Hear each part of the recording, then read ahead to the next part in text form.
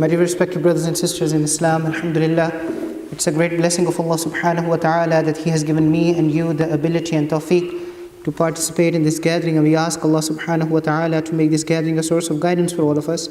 And we ask Allah subhanahu wa ta'ala to make this gathering one of the means of our entry into Jannah. I was invited by Harriet University yesterday to talk about peaceful coexistence. And this is a topic that I personally feel very strong about. And I think that the Muslim, for all the Muslims, not just for the ulama and the imams and the scholars, for all the Muslims, it is very, very important that we give some kind of thought, we give some kind of reflection to this topic. And we try to seek guidance from the book of Allah subhanahu wa ta'ala, and we try to seek guidance from the sunnah of Rasulullah sallallahu alayhi wa sallam, because wallahi, I don't need to tell you, but the world is already on fire. And the message of hate is being spread from every direction. And the people on this planet, they are suffering because of that message. And you know, the propagation of hatred against Islam and against Muslim is just one part of this problem. There are many, many, many other parts to this problem. So it's very, very important that when we look at this issue of peaceful coexistence, that how can Muslims or how can Islam coexist with other people, when we look at this issue, we look at it in a very comprehensive way. So I will begin, even though there are few ayat of the Quran that I want to share with you, but I will begin by giving you a little bit of background. You know, this word coexistence, I'm happy that this topic was chosen. And I was invited to talk about this topic because I don't really like this word, coexistence. I don't. And now I have an opportunity to tell you why I don't like this word. Because technically speaking, coexistence means, I will give you a very practical example that you all can relate to, inshallah. You know, if I'm on a flight, if I'm in a plane, and I don't kick a guy who's sitting in front of me, then I'm peacefully coexisting with him. And if a guy who's sitting in front of me, he orders a coffee and then he does not splash it on my face, he is peacefully coexisting with me. This is what we call coexistence. You don't fight me and I don't fight you. But you don't have to like me and I don't have to like you. You don't have to say hello to me, I don't have to say hello to you. You don't have to know me and I don't have to know you. This is what we call coexistence. You know, a lot of us, we are living in our neighborhood, very peacefully coexisting in our neighborhood. We don't know our neighbors. We never said hi to them. We never said salam to them if they are Muslims. We have never ever done it. So we are very peacefully coexisting in our buildings, in our apartment building. Very, very peacefully coexisting. But this is not the call of Islam. This is not what Islam wants. Islam wants love, friendship, harmony, peace, camaraderie between all human beings. Islam wants us to know every single human being. And every single Muslim who is sitting in this audience, they are supposed to be a demonstration of the love of Rasulullah sallallahu alaihi wasallam. And you know, brothers, I'm reminded of this ayah. And wallahi, it's a tragedy that when you think about non-Muslims, honestly speaking, when we think about non-Muslims, the first thing that comes in our head is what? Kuffar. They are kafir. Kuffar. And it's a terrible idea. Why do we think of them as kuffar? You know what term is it? How heavy is this term? And this is not the way of Rasulullah sallallahu alaihi wasallam. This is not the sunnah of Rasulullah sallallahu alaihi wasallam. When Prophet sallallahu alaihi wasallam thought of them, Prophet sallallahu alaihi wasallam thought of them exactly as people who do not believe yet, but there is hope. There is hope. They don't believe yet, but there is hope. And even if they don't believe, they are still honorable people. It doesn't matter if they are Christians or Jews or Hindus or atheists or agnostics or Buddhists or whatever they are honorable people. I'm not saying this. I'm not saying this. This is what Allah said it in the Quran. One of my favorite ayah from the Quran. وَلَقَدْ كَرَّمْنَا بَنِي آدَمَ. Indeed, we have honored the children of Adam alayhi salatu wassalam. Who are you and I to insult them when Allah subhanahu wa ta'ala has already honored them? Just because they are not Muslims, do we have a right to insult them? And one other thing that I don't like about Muslims is that when we think about peaceful coexistence, the first thoughts that come in our heads are about how can we end the wars in this world? How can we end the conflicts in this world? And all the civil disobedience, and all the civil wars, and all the internal kind of wars that are happening in this world. And the political differences between different nations. And all this propaganda. We talk about these big things, that how can we end all of them? As if we have any control over them. How can we end all of them? Wallahi, I would argue that the Islamic perspective and Quranic perspective on these things is very simple and straightforward. You know what is Islamic perspective on these things, or Quranic perspective on these things? That if every single human being at the level of individual, if every single human being can truly experience peace and can give off peace, then it will have a ripple effect to a society, and through it to a city, and through it to a country, and through it internationally. But it must begin at the level of individual. It must. So I want to dedicate this conversation that I'm going to have with you in the few minutes that I have left. I'm not going to keep the track of time today. I'm telling you right now. I'm not going to keep the track of my time, because it's absolutely important. It's absolutely crucial. I don't care how many times you look at the watch, and I don't care how many times it beeps. I'm going to say what I have to say, because it's absolutely critical and important. And I know when we talk about peaceful coexistence, most of the time we are talking about non-Muslims. And we are concentrating more on non-Muslims. But in these few minutes that I have with you, I'm only going to be talking about Muslims. Because you and I, we all need a reminder about our role as Muslims, as ambassadors of Islam. What are we supposed to be doing? How are we supposed to be conducting ourselves? This is a question that we need to ask ourselves. So Allah subhanahu wa ta'ala says in the Quran, فَأَيُّ الْفَرِيقَيْنِ أَحَقُّ بِالْأَمْنِ. Which of the two groups are more deserving of peace? Which of the two groups, the people of Tawheed or the people of Shirk, which of the two groups are more deserving of al-amn? The word amn, even we use it in Urdu. Amn is a word that we use in Arabic language for peace. But there is another word that we use in Arabic language for peace, and it is called as-salam. And it comes from Islam. Islam, the word Islam comes from as-salam as well. That's why we say this is a religion of peace, right? As-salam. These two words are very close to each other, but they are very distinct from one another. And it's important that we dig into Arabic language to understand the beauties of these words. Because when I say the word as-salam and I translate it as peace, I'm just taking one shade of the meaning of that word. And we Muslims believe that Allah subhanahu wa ta'ala chose this Arabic language for us because it is a very deep language. It is a very rich language. It is very profound. And every single word that Allah subhanahu wa ta'ala chooses, it tells us a story. It has a chain of lessons that all need to be appreciated so that we can understand the wisdom of Allah's word. And subhanAllah, that's why Allah subhanahu wa ta'ala has chosen this particular language, Arabic language, for this message of Islam.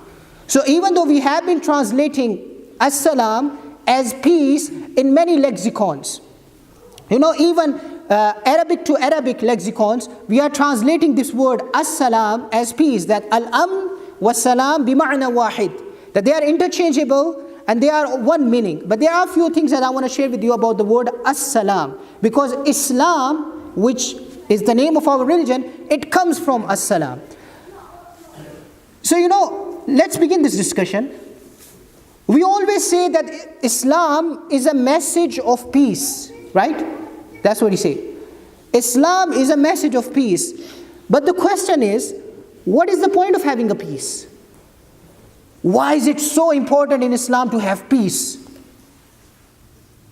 The ultimate point of having a peace in our religion is because when we'll go and stand before Allah subhanahu wa ta'ala on the day of judgment. That's what we believe. So listen to this carefully. That when we go and stand before Allah subhanahu wa ta'ala on the day of judgment, The only people who will worth anything to Allah subhanahu wa ta'ala, they will have one thing. They will have one particular thing. You know what is that thing? So Allah tells us in the Quran, يَوْمَ لَا يَنْفَعُ مَالٌ وَلَا بَنُونَ إِلَّا مَنْ أَتَى اللَّهَ بِقَلْبٍ سَلِيمٍ. On that day, your children are not going to help you. Your money, your bank balance, your properties, your land, nothing is going to help you. The only one who comes and stands before Allah subhanahu wa ta'ala with something that is worth anything to Allah subhanahu wa ta'ala is someone who has a heart. Now we all have a heart. Who has a heart, but his heart is Salim. Again, just like the word Islam comes from the word As-Salam, Salim also comes from the word As-Salam. What is Salim? What is a heart that is Salim? Salim is something that is safe. Salim is something that is undamaged. Even in modern Arabic language, they use the word Salim to define someone who is absolutely healthy. He is perfectly fine and all right. So if someone asks you, how are you doing? And you say, I am Salim, it means I'm fine. I've not been afflicted by any disease. I'm not injured, I'm not hurt, I don't have any problem whatsoever. I'm perfectly fine, I'm perfectly all right. This is what we call Salim. So Allah subhanahu wa ta'ala is telling us that I want you to bring a heart on the day of judgment that is not only at peace. That is not only at peace. I want you to bring a heart that is undamaged. That is undamaged. So you know the word Salim in and of itself, it suggests that there are some dangers here in the outside world that can damage your heart. That can afflict your heart. What are those dangers? Let's talk about them, these dangers. So you know in Islam, we are supposed to be at peace with our Creator, right? We are supposed to be at peace with Allah subhanahu wa ta'ala. But what is the litmus test that our heart is at peace with Allah? What is the proof that we are at peace with Allah subhanahu wa ta'ala? Let me give you an example. For example, you can come and pray. And your prayer, your salah, is supposed to bring you peace. That's what salah is supposed to do, right? When we pray salah, we don't feel it. We don't feel any kind of peace. But this is the function of salah. That when you read your salah, salah is supposed to bring you peace, right? So you can come and pray, boys. Malik and Muaz. Shuaib, keep an eye on all of them. Make sure that they stay quiet. Keep an eye on all of them. Bara, come here. Come and sit here. Bara, stand up. Come and sit here. Malik and Muaz, stand up. Stand up, Shabash. Come here. Come and sit next to your brother. Shabash. So I was saying, what is the proof that your heart is at peace with your Allah subhanahu wa ta'ala? So you can come and pray. And prayer is supposed to bring you peace, right? Your salah is supposed to bring you peace. But after you finish your prayer, you go back home, and it's very easy for you to get into a fight with your wife. It's very easy for you to yell at your children. It's very easy for you to get angry at other people. To get angry at the next driver when you are driving back home from the masjid. It's very easy for you to get angry. Then you are not at peace with Allah. You're not. Your salah is not working for you. You're not at peace. Because when you are at peace with Allah subhanahu wa ta'ala, automatically you will be at peace with the creation of Allah. Automatically. So if I am not at peace with other people, then there is something wrong in my relationship with Allah. There is something wrong in your relationship with Allah subhanahu wa ta'ala.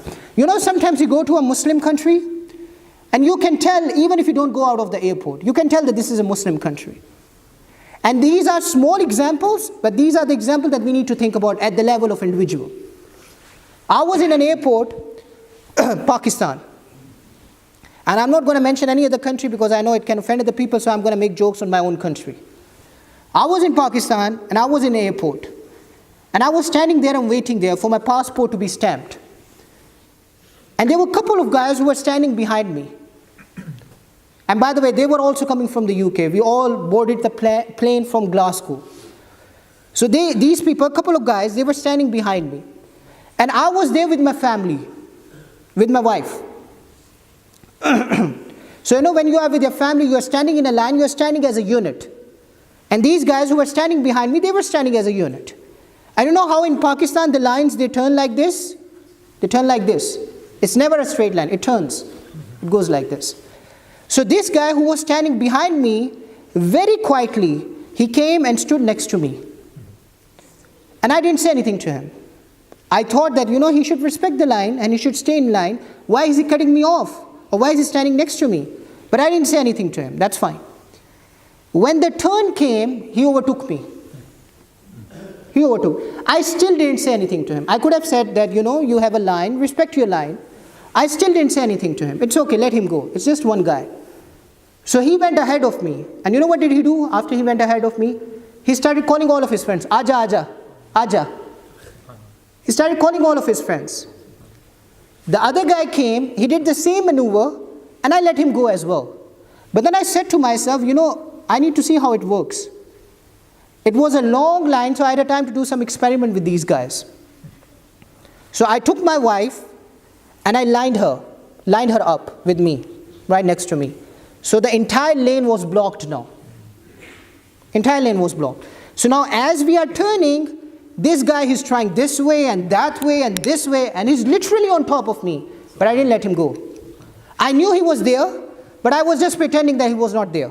I didn't see him, so I didn't let him go. And then after a couple of lame games, I said to the brother, Eid Mubarak, you can go ahead. I'm fine here. You can go ahead. No, I can say that this guy, all these people, I could be really angry at them, that these people are so rude and they don't respect the line. But I realized something. And by the way, these were not Paki people. They were from your own country, from the UK. They were born and bred in this country. I realized something. I realized that we Muslims, overwhelmingly, we are becoming a part of the culture where we are only concerned about ourselves. We are only thinking about ourselves. Even if we are standing in a line. Even if it is as simple as we are standing in a line. We know that we have to stand right next to the person who is standing in front of us. Because if we give even 1 inch away, another person will come and stand between us. So we stand there and we hold our ground. And even if we get a half of the inch, we take it. And we do it. And this is not the only thing that we do it in our lines. Even when we park our cars here, in Iqra. Forget about other mosques, Pakistan, other countries. In Iqra, what do we do when we park our cars? We never think about other people. Especially the people who come late and then they park their car, then they double park their cars. And I understand that you want to catch the prayer, so you come late, you double park your car, that's fine. But after you finish the prayer, do you go downstairs immediately before you finish your dua? After you finish your first salah, do you go downstairs immediately to move your car or to move your car? So that it does not become hurdle for other people? Do we do this? And let me tell you the ruling of this. After your first salah, if you have double parked your car, after you finish your first salah, you're not even obliged to make dua. The first thing upon you is to go downstairs immediately and remove your car. And let me give you a dalil. Prophet ﷺ said, Al-Muslimu man salim al-Muslimuna min lisanihi wa yadi. He's defining a Muslim. He's saying a Muslim is someone who makes sure that he's not causing any kind of inconvenience for other people, for other Muslims, through his tongue and through his actions. So if you're causing inconvenience through your action, even if it is as simple as you double parking your car, you need to remove that inconvenience as soon as it is possible. So it's first upon you, after you finish your prayer, go downstairs immediately and remove your car. So it doesn't become a hurdle for other people. And wallahi, when I see these things, when I see these examples, I say to myself, we don't even know how to coexist with each other. We don't even know how to coexist with each other. How are we going to give coexistence to the entire world? We need to ask ourselves these questions. When we see an empty seat, do we think of ourselves or do we think of someone else? When we see an elderly person standing outside in a lane, do we say to him that you can go ahead, please take my space and go ahead? How do we behave outside in a public setting? How do we behave in restaurants? We are setting examples for other people. How are we driving? Subhanallah, I have noticed this more and more. You go to any Islamic country or most of the Muslim countries, you go there and if you are driving, and there is another guy who is about to cross the street, what do you do? Or what do I do? We speed up the car. He's about to cross the street and we speed up the car. And the other guy who is crossing the street, he doesn't care as well. So he says, okay, come on. Come on. What are we doing? What kind of examples are we setting? You know, when I'm in Pakistan and I'm with my shuyukh, I'm with my scholars, I always tell them, when we are about to cross a street, I always tell them to close your eyes. And in Pakistan, if you are driving, your iman will go up. Just like when the plane comes down and iman goes up. Similarly, when you are driving in a Muslim country, your iman goes up. Because of the traffic and because of the cars. We are supposed to have some kind of decency, respect, and courtesy for other human beings. So I was telling you about the word as-salam. The word as-salam. One of the meanings of the word as-salam is that salima min al-uyub, that you save your heart from the damages. What kind of damages do we have? If you feel hatred towards other people, if you feel anger towards other people, if you are jealous all the time, if you are greedy all the time, if you are constantly comparing yourself with other people, then this is a aib. This is a damage. And you have to work on it. Because your heart can never be at peace if you have this aib in your heart. You know, when we connect with Allah subhanahu wa ta'ala, automatically we realize that Allah has given me my share in this life. And Allah has given other people their share in this life. So your heart become at peace with whatever Allah has given you. And you become grateful to Allah. And the more you become grateful to Allah, the more of your anger and the more of your greed goes out of your heart. It just goes away. Similarly, my dear brothers and sisters in Islam, when it comes to give da'wah, when it comes to call people towards Islam, give them the message of Islam, you cannot be angry at people and then invite them to Islam. You cannot. You cannot insult people and invite them to Islam. You cannot make them feel stupid and worthless and inferior and then invite them to Islam. You have to respect them. You have to invite them to your house. You have to make them feel dignified and then you invite them to Islam. And this is an ultimate invitation to Islam. And I'm not saying to you that, you should bring them into your house and you should give them your bank account numbers. I'm not saying this. But there is such a thing as a decent civil behavior towards other people. And this attitude that we have, wallahi, it's a tragedy that we have this attitude. And I'm as guilty as all of you. That's why I'm using the word we here. I never said you, we. This attitude that we have that all these people, they are kuffar and they are going into hellfire anyway, so I might as well kick them while they are going down. This is not an attitude of a Muslim. This is not. Recently I was giving a talk in one of the places. I'm not going to mention the name of the place. So I was giving a talk, and my talk was about reflection on Quran. So when I finished the talk, a young guy, he stood up. And he said to me, Mulana, we are living in a society of kufr. And how should we deal with these kuffar? They are our neighbors, these kafirs are our neighbors. They are calling us to kufr. How should we invite this kuffar to Islam? He said kuffar, kuffar, kuffar, and kufr, kufr, kufr, kufr, kufr so many times that I thought that he doesn't know any other word other than kufr. So I went up to the mic and I said to the people, I think you have some problem with kuffar. So let me give you one ayah from the Quran. Think about it and then you will know how should we deal with kuffar. And I give them this ayah. Innaka la tahdi man ahbabta. O Prophet of Allah subhanahu wa ta'ala, you cannot guide whoever you love. Walakin Allah yahdi man yasha. But Allah can guide whoever He wants. There are two things that we are learning in this ayah, at least two things. Lesson number one, guidance is in the hands of Allah. It's not even in the hand of Rasulullah sallallahu alaihi wasallam. So sometimes when parents come and they complain about their children that we are doing whatever we can for them and they are still not coming to the masjid, not praying, make dua. Because guidance is in the hands of Allah. Even Prophet cannot guide whoever he wants to. Guidance is in the hands of Allah. And number two lesson, the fact that Prophet ﷺ loved all those people who did not have guidance. Ahbabta. I know some of you brothers will come and tell me, Mulana, this ayah is for the uncle of Prophet Muhammad ﷺ, Abu Talib. This ayah is only for Abu Talib. But Alama Zamakhshari rahmatullah alayhi, he mentioned in his book, he said if this ayah is only for Abu Talib, there should be ha at the end of ahbabta. There should be ahbabtahu, because then there will be tawqeed. Then it would be restricted only to the uncle of Abu Talib, only to the uncle of Rasulullah sallallahu alaihi wasallam, Abu Talib. But there is no ha at the end. It is ahbabta. So there is tawassu' fil mana. It opens up the meaning. Then what does it mean? It means that Prophet sallallahu alaihi wasallam has love for all those people who didn't have guidance. He has love for the people of Quraysh. He has love for the women who used to throw trash on him. He has love for all those people who used to curse him, who used to try to kill him. He has love for all those people who insulted his revelation. He has love for all of them. So for me and you to have love for all these kuffar, for all these non-Muslims, it's a sunnah of Rasulullah sallallahu alaihi wasallam. You're calling them kuffar? You need to love them. This is a sunnah. This is from where your da'wah starts. That you love your fellow human beings. You look at their families as your own families. You look at their children as your own children. They are human beings too. And Allah gave us in this Quran one innocent life. Taking of one innocent life is like the killing of the entire humanity. Allah never said one innocent believer. Allah said one innocent life.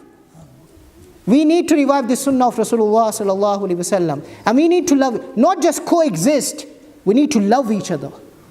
You know, if you have neighbors, subhanAllah, it doesn't matter if they are Muslims or Christians or Jews or agnostics or atheists, it doesn't matter. When you make a meal, share your meal with them. Share your meal with them. But if you are a desi and you put too much mirchi in it, you put too much spices in it, then don't share it with them. Because then they're going to say, we have nothing to do with Islam. I ate biryani once and I'm still paying the price. But if you have a good meal, share it with them.